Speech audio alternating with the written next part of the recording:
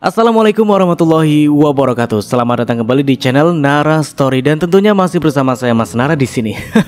Apa kabar kalian semua? Semoga selalu baik-baik saja, sehat badannya, dilimpahkan rezekinya dan dihindarkan dari segala mara bahaya. Amin.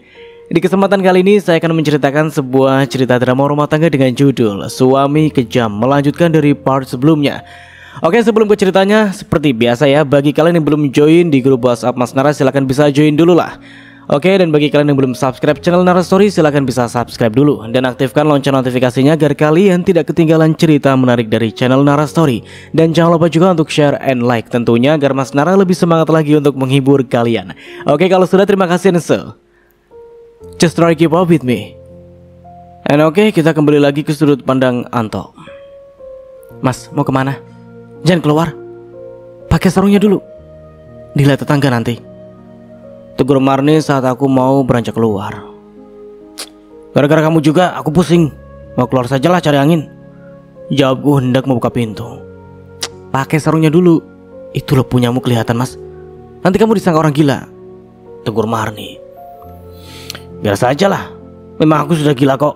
Gila karena kamu, sautku asal aku stres di rumah jadi mainan Marni.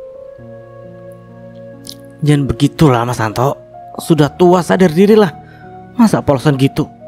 Duh, malu dilihat tetangga. Ini sarung lekas pakailah, paksa Marni. Repot banget sarungan lagi. Kusambut sarung di tangan Marni. Pakailah mas kalau keluar rumah, tanpa pakaian begitu aku yang malu. Marni menasihati aku hampir tidak peduli lagi pada diriku. Iya, bawel banget sih. Misalnya kamu juga suka kan melihat punyaku ini?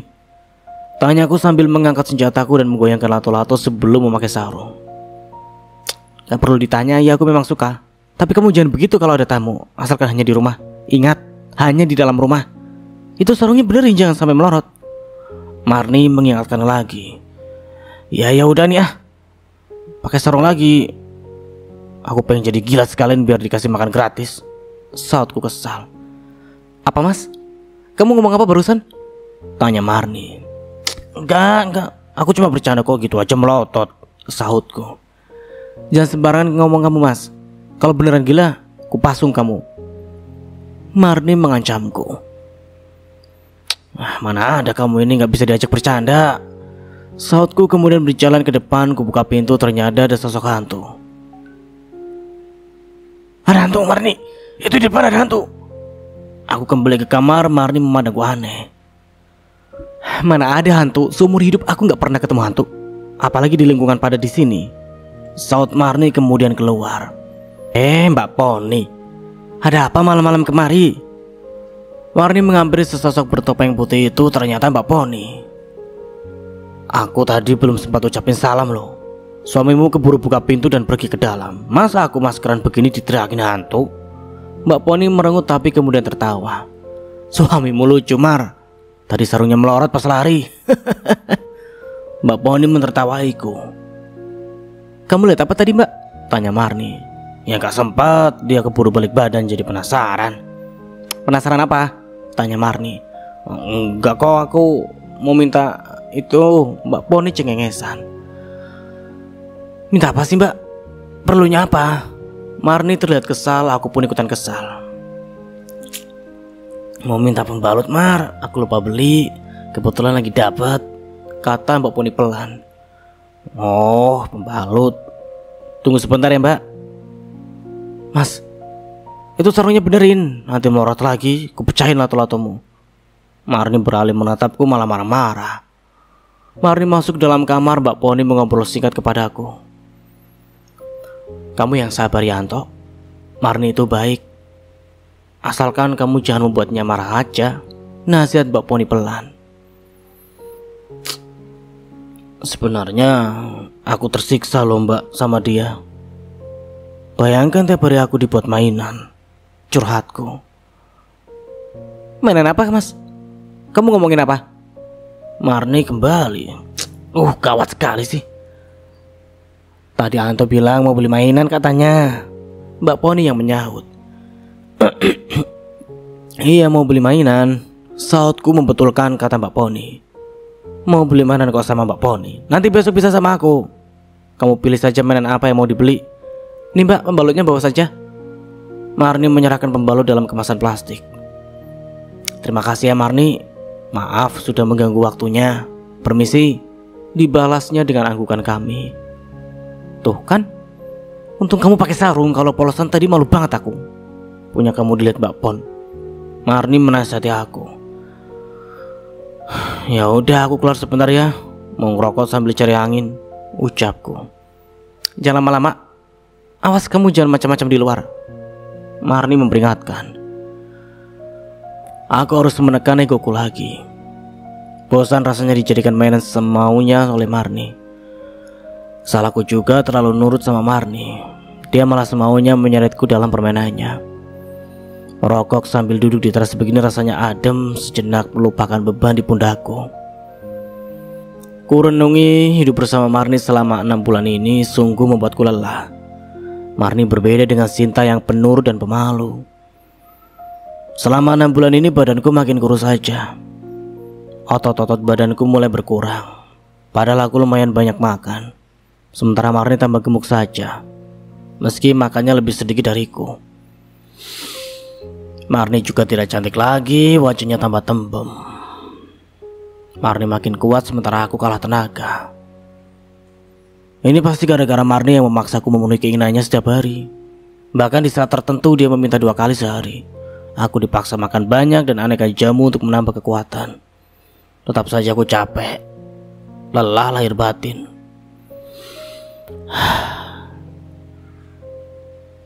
Apa salah dan dosa aku ya? Aku menikah lagi karena Sinta berubah. Sudah tidak cantik lagi dan badannya tambah kurus waktu itu. Aku tergoda Marni yang gembal dan montok berisi. Makin kesini Marni juga tidak cantik lagi karena terlalu gemuk. Badannya pun makin bengkak saja. Aku merasa menjadi korban pelampiasan hasrat Marni. Selalu dipaksanya aku menurut apa yang disuruh. Selama di rumah sering tak memakai apapun membuat Marni makin leluasa memainkannya. Aku menyesal di saat seperti ini hidup rasanya melelahkan. Aku justru terbayang wajah Sinta yang makin cantik saat berkunjung ke warung tempo hari. Badannya berisi, tidak kurus dan tidak gemuk. Wajahnya manis cantik alami. Ingin rasanya balikan lagi tapi sayangnya Sinta sudah menikah dengan Ilham, pemuda guru honorer itu yang wajahnya pas-pasan. Lebih ganteng diriku malah. Buruk sekali selera Sinta itu. Berulang kali kuhembuskan asap rokok, perlahan masalahku menguap. Memikirkan masalah rumah tangga saat ini rasanya aku hampir gila.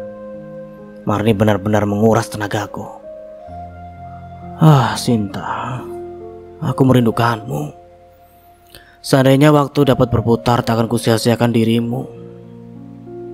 Anakku Caca yang lucu, ingin sekali aku menggendongnya sekali lagi. Dulu aku mengabaikannya, sekarang malah kangen sekali. Rindu anak dan istriku dahulu sebelum bersama Marni. Pikiranku menerawang jauh ke masa lalu. Mas, masuk, lama bener ditungguin dari tadi. Marni mengejutkanku. Dia menyuruhku masuk, berdiri tepat di depan pintu dengan hanya memakai dalaman. Pertanda buruk ini. Marni bakal memaksaku lagi. Sebelum masuk aku melupakan kegilaanku. Kulepaskan sarung longgar yang membelit. Aku bergoyang sambil lompat-lompat. Marni makin melotot menatap kepunyaanku yang bergerak bebas. Aku tidak peduli. Marni celingukan kulirik. Mungkin takut ada tetangga melihat, kemudian aku ditarik paksa masuk. Aku kalah cepat. Marni menarik sampai aku terjatuh ke dalam. Setelah menutup pintu, Marni mengambil cambuk dan memukuli kakiku. Aduh, jangan gunakan cambuk itu, sayang, sakit. Celakanya Marni menggunakan cambuk. Aksesorisnya dalam berhubungan denganku untuk menyakitiku. Kamu sudah gila ya, Mas? Mau kupasung kamu? Jawab. Marni makin beringas melucutkan cambuknya dan mengenai senjataku. Aduh, bakal pecah nih bolaku. Aku meringis kesakitan. Ya ampun, Mas, kamu tidak apa-apa? Maaf, aku tidak sengaja. Aduh, gimana ini? Kamu juga sih suka membuatku marah. Jadinya aku kelepasan. Marni malah memarahiku setelah mengasihani. Kamu jahat, Marni. Aku bisa gila juga karenamu. Tidakkah kamu kasihan kepada suamimu sendiri? tahu nggak? Aku menangis meluapkan diriku yang seorang lelaki. Kasihan sekali kamu, Mas. Sini aku obati. Aku tidak sengaja loh. Itu kulit cuma merah saja, pulamu tidak sampai kenapa-napa. Sudah jangan cengeng gitu. Sini ku gendong. Marni dengan mudahnya mengangkatku ke kamar. Kemudian aku dipijat dan dioles minyak penyembuh luka. Kulihat Marni khawatir kepada aku. Wanita ini tidak bisa ditebak. Dia bisa memanjakanku sekaligus menyakitiku. Mas, aku pengen. Marni tak kasihan pada aku rupanya. Masih perih tahu. Kamu hampir menghancurkanku. Sudahlah, aku mau istirahat malam ini. Kulihat Marni cemberut, beruntungnya dia tidak memaksaku. Marni bolak-balik rebahan, kulihat seperti tidak tenang. Kemudian menghadap kepada aku. Mas, aku sayang sama kamu. Tapi kamu jangan membuatku marah ya. Kamu hanya milik seorang. Kalau sampai kamu mengigau menyebut cinta lagi, awas. Ini kebanggaanmu bakal ku tendang. Marni kembali berubah marah setelah mengatakan sayang. Aku takut kalau Marni yang gila. Harusnya aku saja yang gila. Hidupku tak ada perubahan. Semenjak menikahi Marni aku menyesal. Rasanya ingin menjadi gila saja. Biar dibawa ke RSJ sekalian. Yang penting tidak terkurung di rumah Marni. Aku tak berani kabur lagi. Marni pasti mencambukku. Sampai kapan aku jadi begini? Marni terus mengawasiku.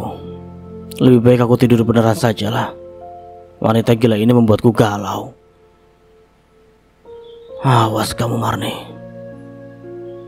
Akan kupikiran cara membalasmu besok hari. Pikirku menyusun rencana sebelum tidur. Marni, wanita tua ini tidur juga akhirnya. Sambil mendengkur mulutnya bau ingin ku kerjain, tapi aku yang mengantuk. Kesal sekali sama dia. Aku ada ide. Sebaiknya aku melakukan ini.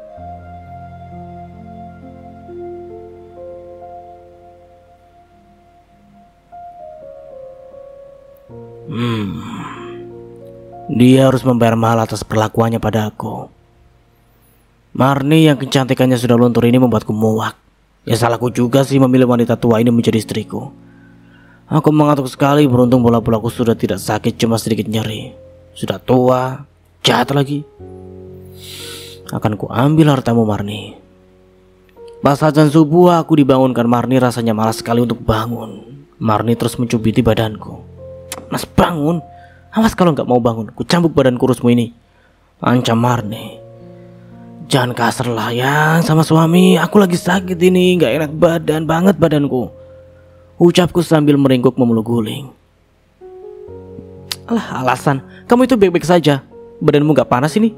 Jangan bohong mas, aku gak mau kamu berpalas-malasan begini. Ayo kita belanja dan menyiapkan warung. Atau kamu kupasung terus kucambuki, mau?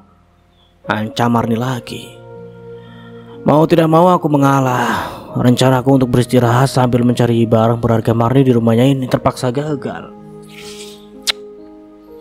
Marni memaksaku ikut dengannya. Setelah mencuci muka, aku siap ikut Marni. Mas kamu sudah gila ya? Masa mau ke pasar tanpa berpakaian gitu? Punyamu itu jelek tahu, makin kecil aja. Marni menunjukkan bagian bawah badanku. Baru sadar aku lupa memakai pakaian.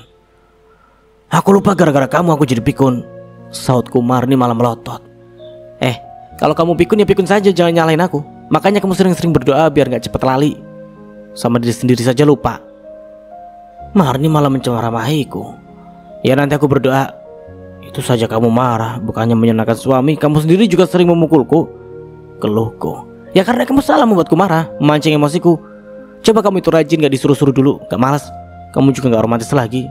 Sadar diri sajalah. Sudah cepetan pakai baju celananya. Marni malah membentakku. Buru-buru aku memakai baju kaos plus jaket dan celana kain tebal. Ini sudah yang malah diam, katanya mau cepetan. Aku malah bingung salahku apa lagi. Gak pakai dalaman lagi kamu, kebiasaan. Celana yang itu robek tahu. Aku gak sempat jahit, kamu ganti. Perintah Marni. Sudah cepetlah berangkatlah. Masalah celana saja diperpanjang, nanti kesiangan tahu. Sautku malas ganti lagi. Awas jangan jongkok kamu saat di pasar. Terlihat nanti tuh bijimu tuh, makin tua malah gak ada malunya, ucap Marni. Lah katanya mau cepetan malah ribut, aku jadi gak ikut bantu gak nih? Marni tak menyautot lagi, segera mengunci pintu dan pergi ke pasar bersama. Nanti saja berdoa, sudah lama aku tak melakukannya dan lupa caranya. Tiap hari begini jadi babunya Marni, aku membawa belanjaannya dan membantu buka warung, membersihkan lantai dan mengelap meja, kemudian membuang sampah. Tak sampai di situ, Marni juga menyuruhku yang lain, mencuci beras, lauk pauk yang hendak diolah dan lain-lain. Sedang Marni menyiapkan aneka bumbu. Mbak Poni baru datang saat aku sudah selesai bersih-bersih. Untung aku gak ikut disuruh memasak dan mengolah lauk. Bisa-bisa gak ada santainya aku. Setelah agak siangan baru ngopi dan merokok, setelah itu makan pagi. Tiba-tiba Marni melotot saat aku lagi asyik makan. Apalagi masalahku? Apa sih salahku kali ini lagi? Mas, kamu sadar gak sih? Tanya Marni. Apa sih Yang? Aku gak tahu, kamu ngomong yang jelas dong, sahutku. Kamu itu gak pakai dalaman, toh. Duduknya jangan ngangkang lebar gitu. Mbak Pon melihat tuh. Itulah tolatumu keluar dua-duanya, tegur Marni sambil menunjuk. Kulihat Mbak Pon senyum-senyum dan ternyata punyaku memang keluar. Ya salahku juga tidak mengganti celana tadi. Sudah tahu celana robek dipakai, pantas saja dari tadi rasanya adem. Ternyata kena angin. Enak juga diangin-anginkan begini ya. Lekas kuubah gaya duduk menjadi merapatkan kaki, agak mengganjal sih. Punyaku rasanya terjepit. Marni di sela kesibukannya terus mengawasiku, sesekali melotot dan mencubit jika aku membuka kaki. Entah kenapa Marni kasar sekali ya. Biasanya dia suka yang aneh-aneh, tapi malah tidak suka jika aku pamer punyaku begini. Mas, daripada diam di situ cuma pamer biji, lebih baik kamu pulang. Biar sisanya dibantu Mbak Pon. Aku pusing melihatmu bertingkah terus, keluh Marni. Ya sudah, aku pulang. Badanku gak enak. Mau istirahat juga, gara-gara kamu aku jadi kurang istirahat, ucapku. Dasar pikun. Malam tadi saja kamu tidurnya ngorok, kurang istirahat apanya? Nyalain aku terus. Mau aku hajar kamu ya? Marni menyisingkan lengannya dasternya. Sudahlah Mar, jangan ribut di sini, kabur semua nanti pelanggannya di warung, tegur Mbak Pon. Pulanglah Anto, katanya gak enak badan, usir Mbak Pon. Aku pun menjauh, tak berkata lagi. Aku pulang ke rumah Marni, ingin sekali mencari benda berharga, entah uang atau perhiasan untuk kuambil. Tapi badanku lelah setelah membantu Marni. Aku rebahan setelah melepas semua pakaian. Seperti ini kebiasaan selama di rumah. Marni yang mengajarkanku seperti ini. Aku jadi terbiasa, kalau kenyamukan tinggal disemprot pakai obat nyamuk. Setelah rebahan sebentar, aku penasaran dengan isi lemari Marni. Saat di depan lemari kaca yang memantulkan badan ini, kulihat badanku masih bagus. Otot badan masih ada walau berkurang. Punyaku mengecil, mungkin keseringan dipakai Marni. Wanita yang selalu haus itu mulai membuatku jijik dengan badan melarnya. Aku mulai menyukai poster wanita yang seksi terpajang di dinding kamar ini. Melihat itu punyaku jadi bangun. Badanku jadi lebih sempurna di pantulan cermin lemari ini. Aku hampir melakukan sendiri. Gegasku buka lemari berpintu kaca itu. Kulihat banyak baju Marni tersusun rapi. Lebih banyak dari pakaianku yang hanya beberapa saja di lemari plastik yang rusak pintunya itu. Marni mengoleksi daster aneka warna, baju kebaya ketat dan aksesoris perhiasan murah semacam manik-manik plastik. Tak kutemukan uang Marni di sini. Adanya cuma koleksi uang koin receh. Bodoh sekali Marni ini, uang receh yang dikoleksi. Di bagian bawah lemari ada kotak. Ternyata isinya perhiasan palsu. Dilihat warnanya belang-belang macam imitasi atau benda sapuan. Marni bukan orang kaya ternyata. Aku tertipu oleh penampilannya. Masa sih? Tiap hari jualan gak ada hartanya ya? Aku yang bodoh atau Marni yang boros ya? Jangan-jangan Marni punya simpanan uang di tempat lain. Aku bertanya-tanya dalam hati. Kurasa Marni tidak sepolos Sinta. Marni juga berani pada aku. Pernah baku hantam, Marni lebih gesit dan kuat dariku. Mana bisa aku melawannya lagi? Aku lebih banyak mengalah daripada ribut. Kututup lemari kaca itu tanpa hasil dan kembali rebahan. Kepalaku rasanya tambah pusing saja. Membosankan. Aku bangkit dan keluar rumah hendak cari angin di teras ini. Ada orang gila itu. Lihat itu anunya jorok, orang gila kali, Suara dari rombongan anak-anak lewat di depan rumah. Baru ku sadar aku tak memakai apapun saat keluar rumah. Kulihat para tetangga yang rata ibu-ibu itu celengukan sambil berbisik-bisik menatapku. Gawat, bisa kena omelan Marni lagi nih. Kata hatiku merasa khawatir lekas aku masuk ke dalam rumah lagi. Aku tak punya malu lagi sih, tapi aku takut dimarahi dan diamuk Marni. Setelah menutup pintu, aku kembali rebahan, ku ambil selimut dan tiduran sudah mirip orang sakit. Entah berapa jam tertidur saking nyenyaknya tidurku. Aku terbangun karena merasa lapar. Ku cari makanan di dapur, ternyata makanan yang kemarin sudah basi. Terpaksa aku ke warung Marni di depan lagi. Setelah memakai pakaian tadi pagi, aku keluar rumah. Sampainya di warung, aku langsung kena semprot Marni. Enak betul hidupmu itu, Mas. Sudah sore baru kesini. Marni melotot dan berkacak pinggang. Hah? Sudah sore? Aku kaget lupa waktu. Mata saja perutku rasanya lapar sekali. Lama-lama kamu pikun beneran kalau begini terus. Jadi beban saja kamu itu. Marni terus mengomel, tapi aku pura-pura tidak mendengar saja daripada makan hati. Sudah, nanti saja ngomelnya. Aku lapar. Ambilkan makanan, pintaku. Ambil sendiri di sini. Makan situ sepuasnya. Awas kalau lembek lagi. Kamu harus kuat malam ini. Marni mengingatkan lagi. Aku bergidik ngeri membayangkan lemak di badannya itu makin banyak saja. Terpaksa aku minum jamu setelah ini agar tetap memenuhi maunya Marni. Sudah tidak mempan dengan cara alami, aku perlu asupan penambah stamina. Saat sedang enak-enaknya makan, tiba-tiba anak-anak tetangga berdatangan ke warung Marni. Bukannya ini anak-anak yang meneriaki aku orang gila ya? Gawat banget kalau dia sampai cerita. Tante, tadi ada orang gila di depan rumah tante. Orangnya gak pakai baju, gak pakai celana. Itu kan orang gila yang tadi ya? Tunjuk anak-anak itu mengarah padaku. Marni melotot dan mengambil kuda-kuda hendak menerkamku.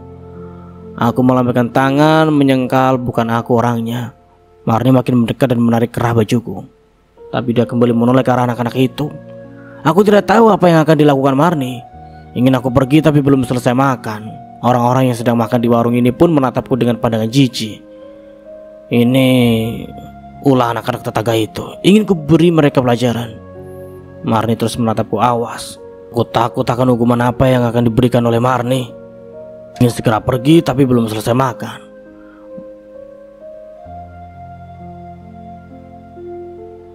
Anak-anak yang melaporkan itu pun memandangku jijik. Aku mempelototi mereka tapi dibalasnya dengan menjulurkan lidah mengecekku. Dasar kurang ajar. Jika bukan anak-anak sudah kuhajar mereka, ucapku dalam hati. Marni terus menatapku sedang aku tidak bisa bicara karena mulut penuh dengan makanan itu. Mencoba bersabar, bukan saatnya bertindak barbar di warung. Bisa hancur jualan Marni. Marni yang hendak menghukumku tiba-tiba mengambil anak-anak itu.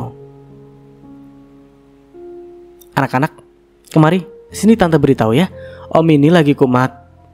Sebaiknya kalau bertemu dengannya lagi jangan dekat-dekat ya. Omnya lupa minum obat. Sebaiknya kalian lupakan yang barusan dilihat. Tante minta tolong jangan diceritakan lagi. Ini, tante mau berbagi buat kalian belanja. Ambil ya. Ini masing-masing dapat 10.000 buat belanja kalian ya. Anak-anak tetangga yang usil itu malah diberi uang 10.000. Ada 5 orang, total 50.000 yang dikeluarkan Marni. Bodoh sekali, tinggal usir saja mereka, ini malah dikasih duit. Terima kasih tante baik, ucap anak-anak itu pergi sambil tersenyum pada Marni kemudian pergi. Seperginya anak-anak itu, beberapa pembeli yang sedang makan di warung ini malah berbisik-bisik. Aku takut berbuat salah lagi. Marni terus mengawasiku yang sedang makan. Gara-gara anak itu aku bakal dimarahi Marni. Mbak, ini aku mau bayar, ucap pelanggan seorang ibu-ibu. Loh, belum habis itu makanannya bu, mau dibungkus sisanya? Tanya Marni. Tidak usah, sudah kenyang saya, terima kasih, ucapnya kemudian pergi. Sama-sama, saut Marni. Ibu-ibu sepertinya buru-buru pergi setelah menerima kembalian. Satu pelanggan yang belum habis makanannya memilih pergi. Apakah mereka merasa tidak nyaman ya? Aku jadi serba salah. Marni terlihat memegang dadanya, mungkin sedang sakit. Mbak, ini makanan saya minta bungkuskan. Mau makan di rumah sajalah, pinta seorang bapak-bapak yang hendak makan. Baiklah, dibungkuskan kalau begitu. Setelah membayar dia buru-buru pergi. Maaf mbak, saya mau memberitahu tapi jangan marah ya, ucap seorang pemuda berjas kuning, mungkin mahasiswa. Oh nggak marah, ada apaan ya? Tanya Marni penasaran. Itu suami ya? Suaminya Mbak yang duduk di makanan itu? Tanya orang itu sambil menunjuk ke arahku. Iya benar, itu suami saya. Emang ada apa? Tanya Marni. Maaf Mbak, itu anunya suami Mbak kelihatan. Orang-orang pada pergi. Kata orang itu membuatku kaget. Baru aku sadar cara duduk dengan kaki melebar seperti ini justru memperlihatkan bijiku. Ini celana robek tadi pagi ku pakai. Aku lupa lagi memakai dalaman. Hah? Kaget Marni, aku langsung menutup celana robek ini dengan tangan. Marni celingukan menelisik celanaku sambil melotot kemudian mendekat. Awas kamu, sekarang ajar kamu. Gara-gara kamu lagi pelanggan warungku pada kabur, bisik Marni.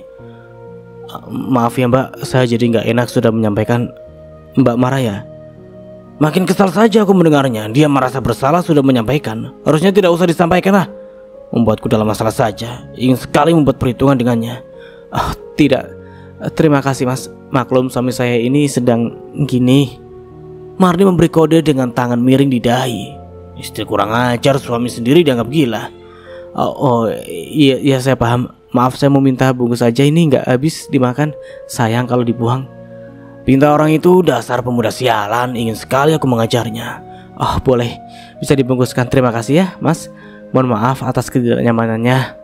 Ya, ucap Marni ramah padanya. Sama-sama Mbak, mari. Orang itu pamit tanpa menoleh padaku yang melotot kepadanya. Mas Santo, kamu membuatku marah lagi, teriak Marni. Aku didekatinya. Langsung dijewernya, telingaku sakit sekali. Aduh sakit. Kamu tak ada sopannya sama suami, keluhku. Kamu pantas dimarahi, pantas dihukum. Lihat, gara-gara kamu pakai celana robek itu pelangganku pada kabur. Sudah lali kamu? Marni memarahiku dan menghukumku. Aduh sakit. Sudah dong ya, keluhku. Aku dicubitnya. Marni terlihat marah sekali. Tega kamu Mas, gara-gara kamu pelangganku pada kabur. Lebih baik kamu cari kerja di luar sana. Kehadiranmu selalu membuatku marah. Kamu itu keterlaluan tau Mas. Marni menangis setelah memarahiku. Pergi cari kerja sana. Aku yang hendak menenangkannya justru diusir. Marni terlihat mengatur nafasnya, terlihat begitu sesak. Marni, kamu baik-baik saja? Aku mengkhawatirkannya. Bagaimanapun dia istriku, tapi Marni tidak berkata-kata lagi. Tangannya menuju ke depan. Aku sadar Marni saat ini sedang marah. Dia mengusirku dari warung ini. Aku pun pergi dan terus menyusuri jalan. Aku tidak tahu tujuanku saat ini. Pulang ke rumah Marni rasanya segan. Berjalan perlahan tak tentu arah. Aku kemudian bernaung di sebuah rumah yang besar. Tepatnya ini bukan rumah tapi tempat usaha. Aku berada di pabrik tahu. Tidak tahu begitu jauh dari pasar. Orang-orang sedang sibuk bekerja membuat tahu. Ada yang mengiris dalam cetakan. Aku memberanikan diri bertanya pada orang yang terdekat. Mas, numpang tanya ada pak bosnya nggak? Tanya aku. Itu yang duduk di teras bos kami, sautnya. Oh terima kasih. Ucapku tidak dia tanggapi karena sedang sibuk. Aku pun memberanikan diri dan menebalkan muka seandainya aku ditolak. Permisi pak, maaf mengganggu, ucapku. Tidak apa-apa mas, santai saja. Ada perlu apa ya? Tanya pak bos yang lebih tua dariku itu. Saya, nama saya Anto, mau melamar kerja di sini. Maaf pak, saya nggak bawa apa-apa. Saya mau bantu-bantu di sini kalau boleh, ucapku hati-hati. Benar kamu mau kerja di sini? Kerjanya berat loh, katanya. Benar pak, saya sedang menganggur. Rumah saya dekat pasar ini saja, ucapku meyakinkan. Baiklah, kamu saya beri kesempatan magang seminggu dulu.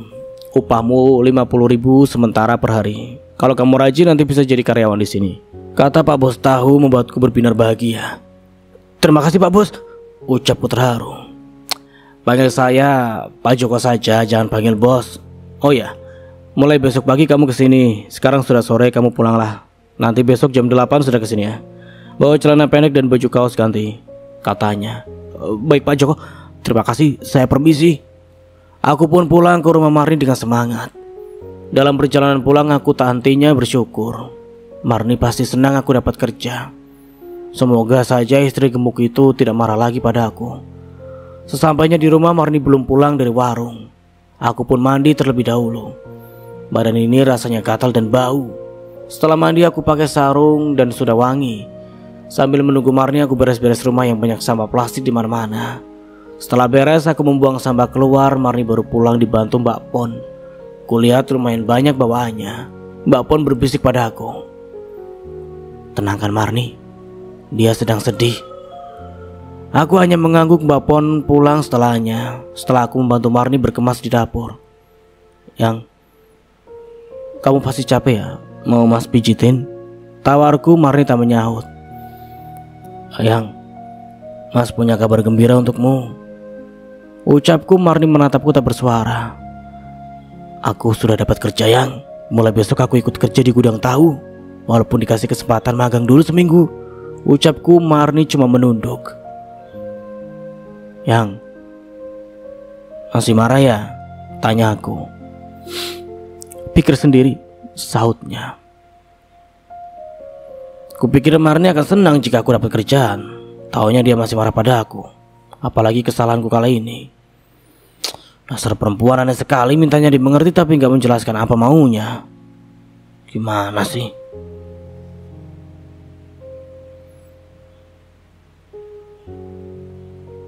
Ada apa Yang?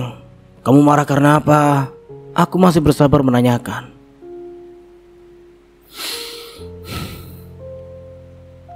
Kamu memang bodoh Mas. Mikirlah. Pasti aku katakan terus, capek aku. Marni malah membuatku kesal. Kamu sendiri lebih bodoh Marni. Sudah tua makin hari tambah bengkak badanmu itu. Kamu harusnya berterima kasih aku sudah menjadi suamimu. Mana ada lelaki yang mau menerimamu apa adanya. Hanya aku yang mau denganmu. Bukannya berterima kasih, tapi sikapmu itu makin hari malah makin tak menghargai aku lagi. Kekesalan yang kupendam akhirnya tumpah juga. Kamu Mas, tega kamu. Marni terisak setelah menunjuk-nunjuk mukaku. Gitu saja sudah cengeng, di mana-mana perempuan sama saja. Ucapku membuatku melotot. Kamu menyakiti hatiku Mas. Kalau sekedar fisik aku bisa melawan. Kamu makin kurang ajar aja sama aku. Marni seolah-olah tersakiti begitu. Jangan salahkan aku Marni. Kamu sendiri mana pernah menghargai aku sebagai suamimu. Yang ada kamu selalu marah-marah. Harusnya kamu tetap ramah seperti saat awal kita menikah dulu. Meluncur sudah kekesalan dalam hatiku. Siapa lagi yang harus disalahkan Mas? Kamu itu sudah pemalas. Aku yang selalu bersabar menghadapimu, ucap Marni sambil menangis. Bersabar apanya? Kamu itu sering mukulin aku. Yang bersabar itu harusnya aku Marni. Hanya karena tidak melawan, kamu makin semena-mena. Kamu malah jadikan aku mainan semaumu. Sekarang kamu merasa paling tersakiti. Kamu pikir aku suami ini selalu bahagia bersamamu.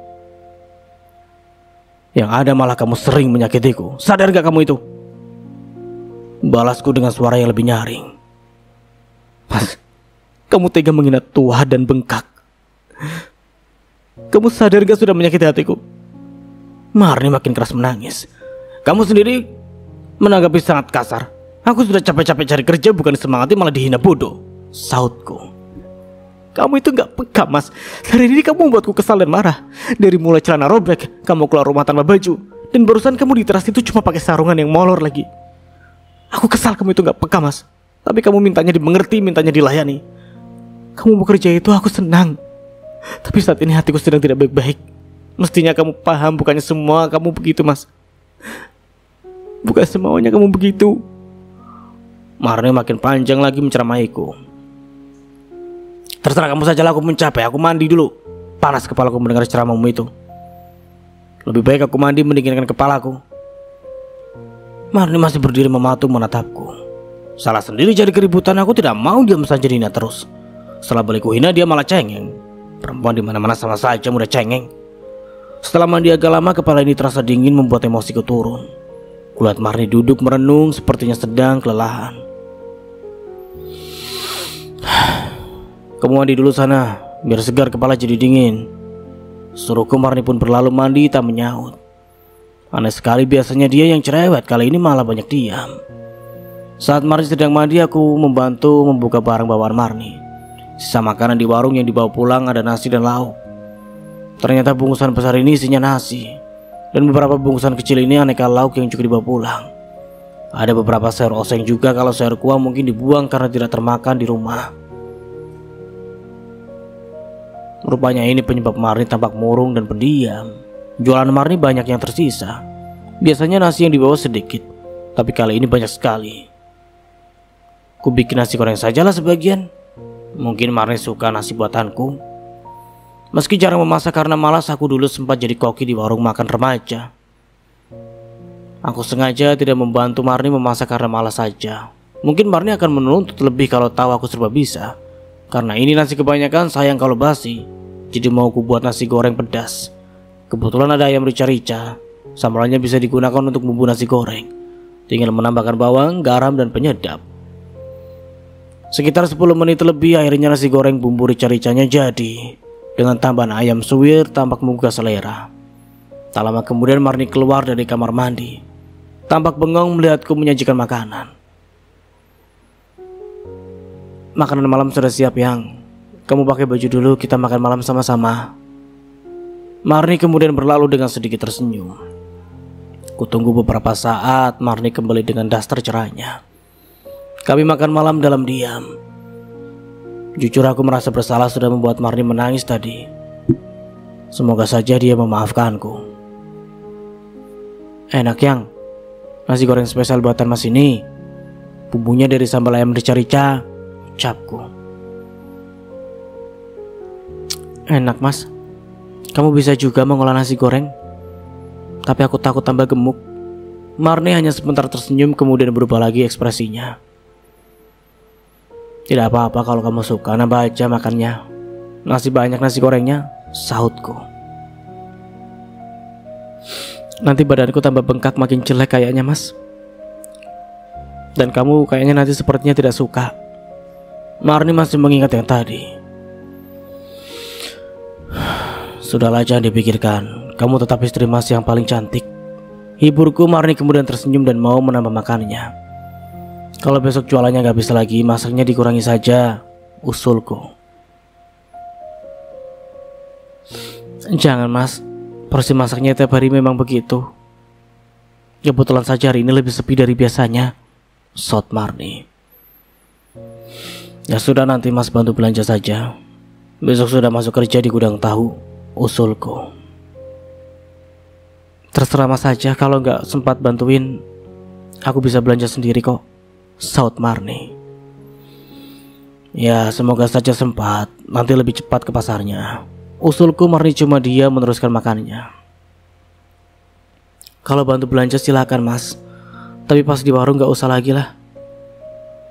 Mbak Pon katanya mau mengajak adiknya si Asih bantu-bantu di warung. Mas lanjutkan kerja di gudang tahu saja, ujar Marni. Asih? Mbak Pon punya adik ya? Tanyaku penasaran dengan nama Asih.